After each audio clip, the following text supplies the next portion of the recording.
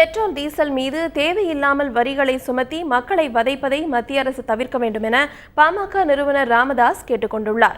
இது தொடர்பாக அவர் விடுத்துள்ள அறிக்கையில், எரிபொருட்களின் விலை குறையும் என எதிர்பார்க்கப்பட்ட நிலையில் அதன் மீதான கலால் வரியை மத்திய அரசு உயர்த்தியது கண்டிக்கத்தக்கது என கூறியுள்ளார். கடந்த 50 நாட்களில் கலால் வரி உயர்த்தப்படுவது இது 3வது முறையாகும் என்பதை ராமதாஸ் சுட்டிக்காட்டியுள்ளார்.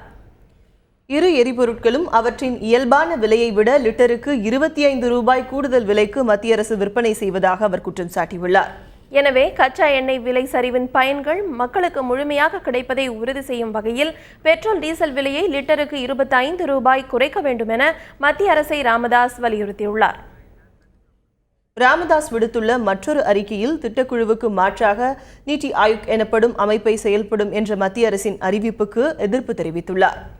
இந்த அமைப்பில் தனியார் நிறுவனங்கள் ஆதிக்கம் செலுத்தும் எனவும் அனைத்து அதிகாரங்களும் பிரதமர் வசமே இருக்கும் எனவும் அது ஆபத்தானது என்றும் ராமதாஸ் அந்த அறிக்கையில் கூறியுள்ளார்.